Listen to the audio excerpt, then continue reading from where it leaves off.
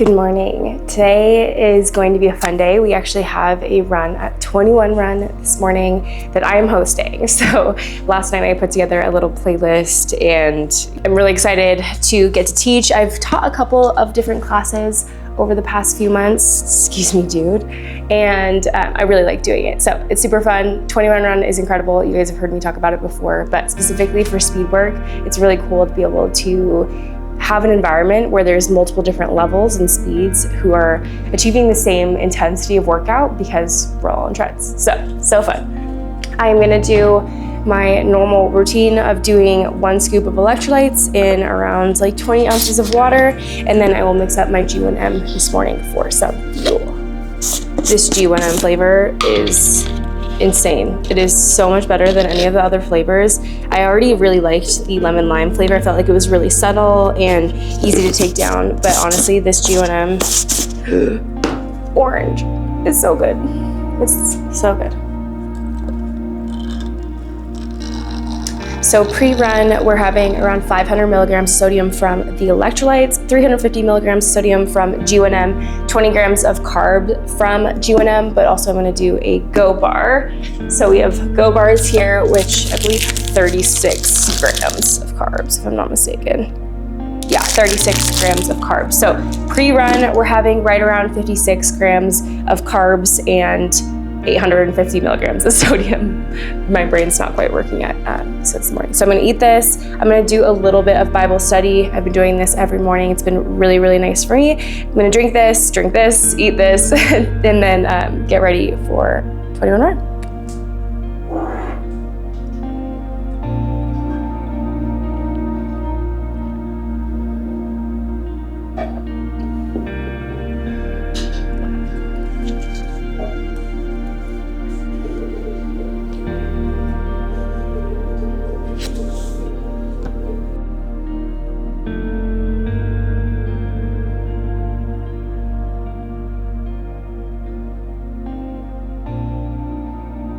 So I just got home from 21 Run. It was such an incredible class, so fun to see everyone, as always, and just love doing speed work. It's just my favorite. I've been asked a few times to talk a little bit about how to build as a new runner and as a beginner runner, and I actually do have a video up on the channel called, I think it's 8 things that I wish I knew as a new runner, but specifically if you want like a quick tip on how to get better at running, it is literally just consistency, and it is progressively adding mileage every week or intensity every week, but really just showing up and being consistent. There is literally no better ingredient to your success than just showing up, you know, as often as you can. I like to say every day, but as often as you can. If you're a brand new runner, honestly, just starting with like a 1 mile run every other day and building up from there. And then next week, maybe trying to add a 2 mile day in there and slowly building that way and showing up and being consistent. I think so often we see, you know, even myself as a comparison from someone who is brand new to running, and it's not realistic to look at what someone is doing who's been running for a couple of years and comparing your results to their results. So you don't have to be extreme, just be consistent. And there is a saying that says it's better to be consistently good than to be occasionally great. And I love that saying because I feel like it's so true. We feel like sometimes that we need to be like hitting these gigantic numbers every single week and, you know, being Olympians in our speed, but realistically, like showing up and being consistently good and giving an effort consistently is going to pay off so much in the long run. So there's no magic pill. There's no real science behind it. It's just truly showing up and being consistent is how you are going to grow as a runner and be able to progress as the weeks go on. So if you're brand new to running, just continue to show up and you will see the dividends pay off in the long run. I promise you that. Something that I think new runners also make the mistake of doing is going out too hot too fast. So the number one way to get injured is by increasing volume and intensity too quickly and or increasing both those things too quickly at the same time. If you're looking to progress as a runner, looking at those two different components and doing these things progressively instead of just going like balls to the walls right away, going from beginner runner to trying to hit like 50-mile weeks or 100-mile weeks is just not going to be the recipe for success. Instead, that is going to be a recipe for injury. So make sure to do those things progressively and just give yourself some grace and some patience and show up, be consistent, and you will progress 100%.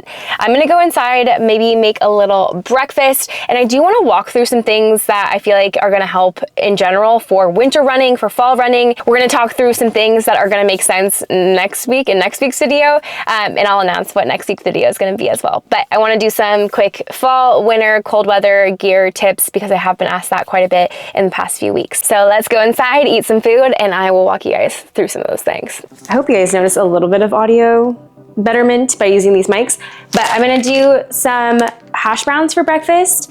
We're gonna do hash browns, we're gonna do eggs, and maybe elk. I have to see what I have as far as meat goes.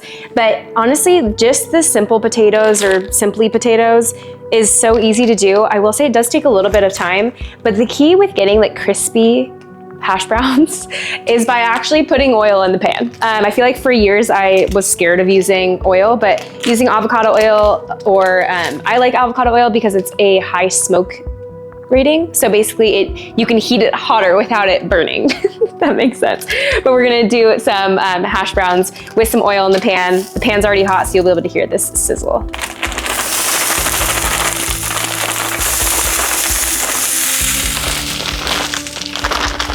Okay, so the hash browns are almost done. I'm going to add, I just realized that we had pre-cooked elk from last night, ton of it. So I'm just gonna throw some ground elk in here and then add 2 eggs to just add some protein and some good healthy fat. This elk is actually from our neighbor. So Trish, if you're watching this, thank you so much for this elk. It's so delicious. And we buy a lot of our elk from Force of Nature, but it's always so much better to get it from someone who hunted it. So we're so grateful for this elk and so grateful for our neighbors who love us and fuel us. So I'm gonna throw some eggs in here in just a sec, and that will complete our breakfast. Actually, I'm gonna cut up an apple, I think, too, just for something sweet.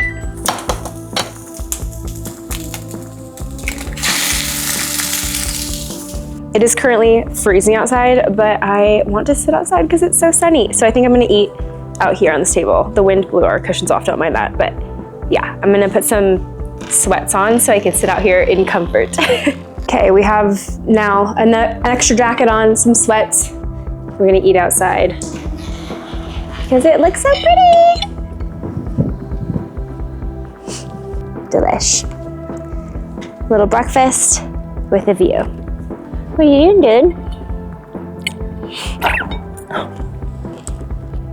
If there's something that you should know about me, it's that it doesn't matter how cold it is. I love being outside, and even if it's just like eating or running, I love the sun. It's the best.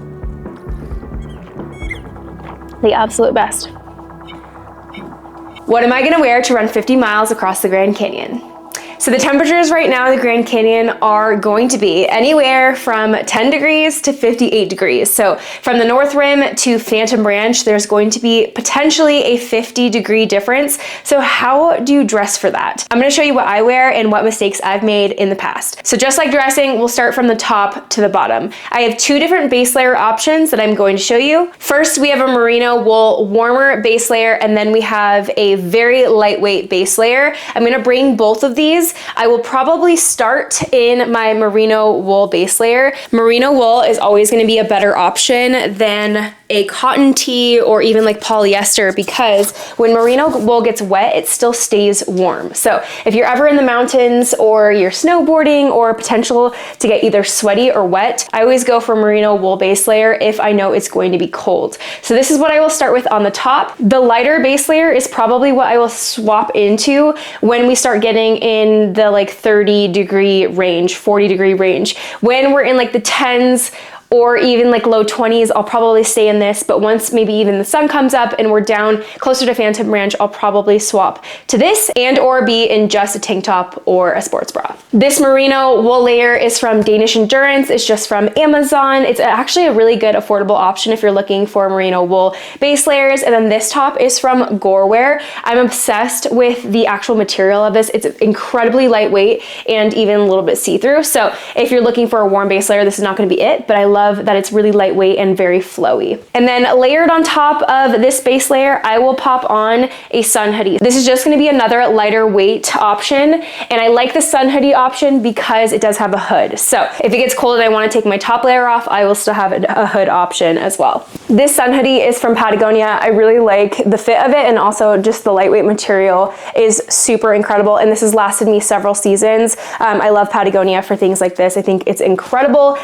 incredible brand for this. Next, we're gonna talk about our bottom base layer, and I'm already having a hard time deciding which ones I'm gonna go with. So I'm gonna make a game time decision on what I'm gonna do, but I will show you guys the first option, and then I'll show you guys the second option, but I won't put it on. Regarding bottom layers, I have two different options. I'm gonna make a game time decision if I'm gonna do shorts or if I'm gonna do leggings. Because of the potential to be around 60 degrees, I'm drawn to the short option, but I'm still deciding. So we'll kind of see what I end up picking. These are the John G Trail Tight, and then this is the John G Trail Short. Both of these have really great storage options, which is why I'm picking them for this, and also provide a little bit of compression, which then adds a little bit more warmth. So I'm gonna put the short on and show you guys what these look like. So these are the John G 5-inch Trail Short. I love the storage options, huge pockets on the sides. We have pockets along the belt line as well. We have a drawstring if you want to tighten it, and then also I love the stickies on the bottom, so it does keep them in place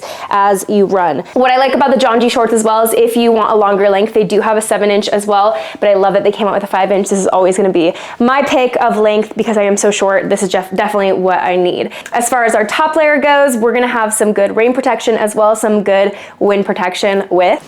This is the Gorewear Concurve jacket. I'm gonna put it on so it's not so loud for you guys. This is what it's gonna provide us with wind protection, water protection, and also chilling. I've found that I'm significantly colder when it's windy. It just penetrates my bones in ways I can't even explain. So I love that we have a lightweight rain jacket that we are packing as well. This is really what is gonna provide us with the most amount of warmth. When you have some warm layers underneath and then you put a shell on top, I find that it absolutely protects you from cold conditions. And this is kind of where the money's gonna be at as far as being in that 10-degree weather. Then for a sock layer, I'm gonna wear what I always wear, which are the CEP compression socks. On the hands, I'm gonna wear the Ultimate Direction gloves. I love these because they do provide a little wind layer option to go on top as well with a little mitten. These are gonna be my primary glove source. I'm also gonna bring a secondary glove as well, just in case these get wet or they don't provide me with enough warmth. Also, what I'm gonna be wearing is the Phoenix 8. You guys know I love the Phoenix. It is my go-to watch, and it's gonna last me for the entire run through the Grand Canyon through all 50 miles. And then last but not least, we're gonna talk about the shoe option that I'm gonna wear. These are a new pair, but I've had this exact model through ultra marathons, through very long training runs, through wet conditions, and these are incredible. These are the Merrell Gore-Tex Agility Peak 5s. Incredible shoes with a built-in gaiter. These are my absolute go-to for all winter running. Let's talk gear that we're packing for Grand Canyon Rim to Rim to Rim. So starting off, I'm gonna bring the Salomon ADV12. This is so old. Like, this is the oldest model that I can possibly find, but I've had this for years, and this is my highest leader that I have of a running vest. So I'm gonna bring this one, and also it does have a quill that you can attach.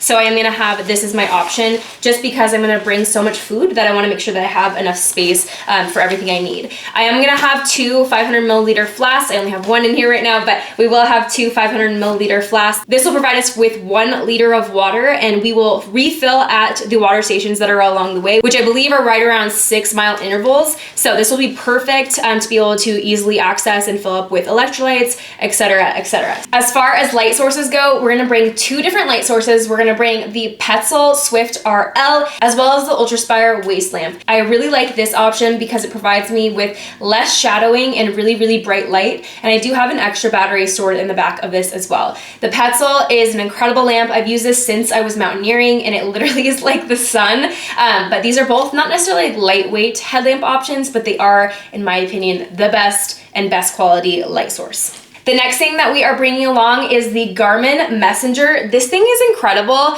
So you actually have to connect this to an app on your phone, but this allows you to send voice memos as well as pictures and just normal text messages to family and friends when you're out of service. So if you're looking for something to connect you when you're out in the woods, if you hike alone often, or if you hike in areas where you don't have service, I always recommend having an emergency contact device. This also has an SOS button. Hopefully we never need to use this, but this is going to connect you with emergency services if something happens while you're in the backcountry. So love the Garmin Messenger. This is incredible. Definitely bringing this along for safety measures. Then for eye protection, you guys know I'm an Oakley girl through and through. These are gonna be my shades that I'm bringing along when it gets sunny out. These are the Oakley Sutros. Then I am packing hand warmers. I'm not gonna bring all of these, don't worry, but I wanted to make sure that I had extras in case the crew wanted some. Hand warmers and toe warmers. I'm not gonna use these on my toes, but I will put these on my ankles. That way the blood gets circulated to my feet. If my feet are crazy, crazy cold, I will pop these on there.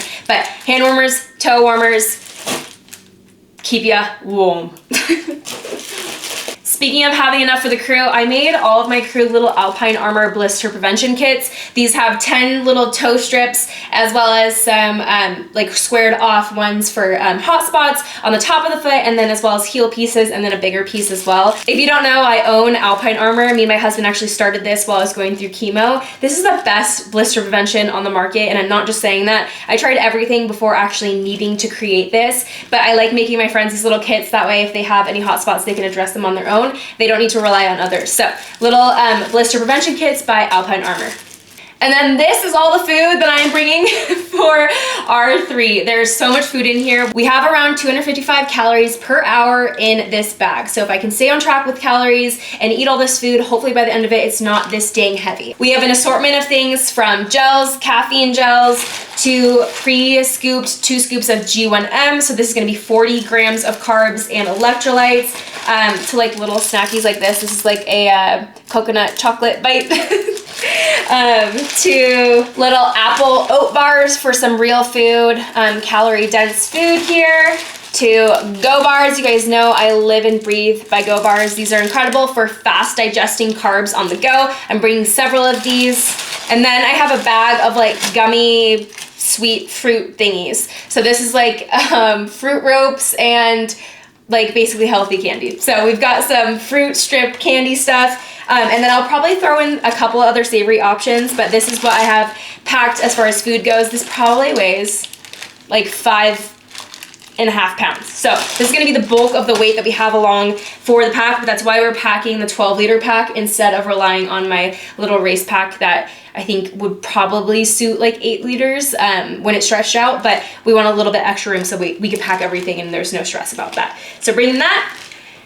And then we are gonna pack some Go Packs of electrolytes. These are 500 milligrams of sodium per packet, but I like the Go Pack option but I could just take it along as is, and then also I'm bringing so many others for friends as well. Oh my gosh. So Go Packs, electrolytes, you guys know I'm a huge fan of BPN products. If you do shop BPN, make sure to use code Amanda to save some money at checkout. And then a couple other gear things that we're bringing along. Toilet paper, if you know, you know. Don't need to talk about that. We've got a little tiny first aid kit. I do have a bigger one that I'm packing, but it's in my car.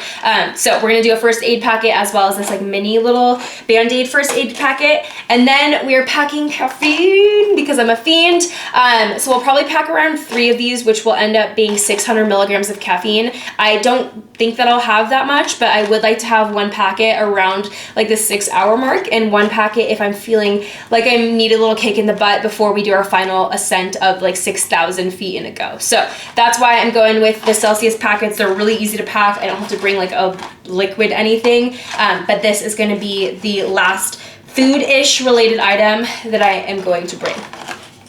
I hope that was helpful, and seeing what I'm bringing for R3 helps you get some ideas of what you might pack for your adventure. If you guys have any questions, please make sure to leave them down below, and I'd be happy to answer any questions that you have.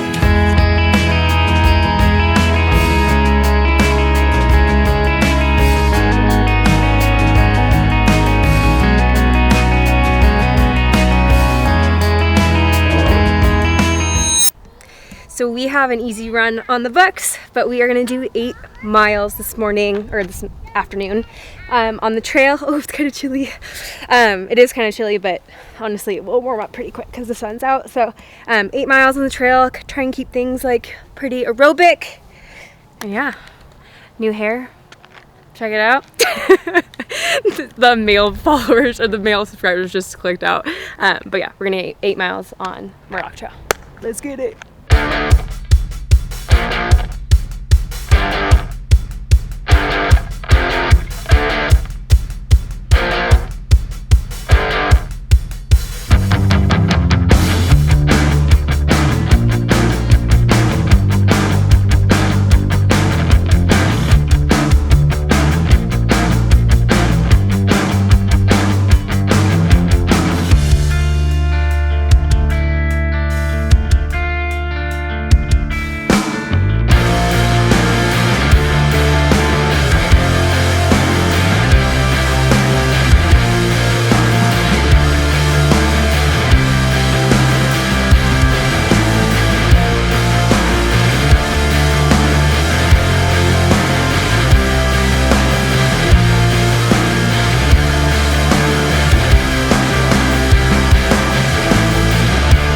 So we finished today with 8 miles at an 8:12 average pace, which is awesome. Really chilly. Now we're gonna go to the gym and see what I can max deadlift post 8 miler. We'll see how that goes. I'm gonna eat I have this is honestly like a pro tip that I have, or not pro, I'm not calling myself a pro. This is a tip from an average Joe, to keep a bucket of essentials that you might need if you're a runner or a trail runner, hiker, whatever it may be. Also just probably good to have in your car regardless, for preparedness. But I'm gonna have a go bar in between. Ooh, actually maybe I'll have one of these. Yeah, this is beefier calorie wise. I'm gonna go with the Bobo's almond butter oat bar. These are awesome, very calorie dense. So this has 180 calories for 1/2 of this, so I'm gonna have the whole thing to prep me for my max deadlift. See you guys at the gym.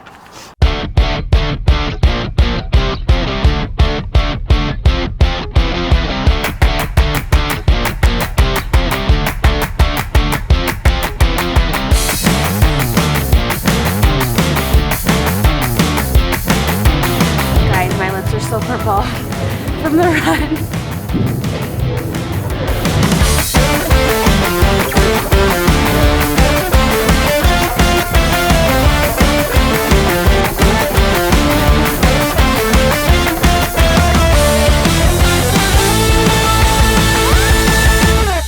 Progressed to 185 and we hit it for a double, and I feel pretty good in it.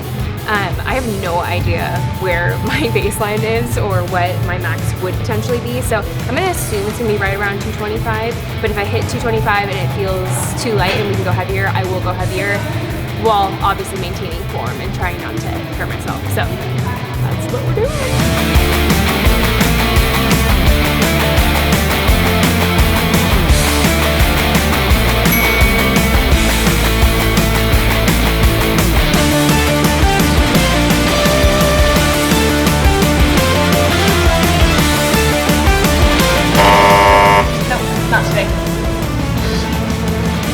I psyched myself out though at the bottom. Dang it, Amanda. I thought about it too much. Dang it. Okay, 225. I'm gonna take that.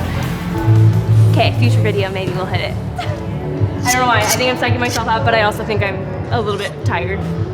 Alright guys, thanks so much for coming along a little day in the life with me and testing out my max deadlifts. We're at 225. I'm coming for you 235 next time. But if you enjoy these videos, please make sure to like, comment, and subscribe. And until next time, stay unbreakable.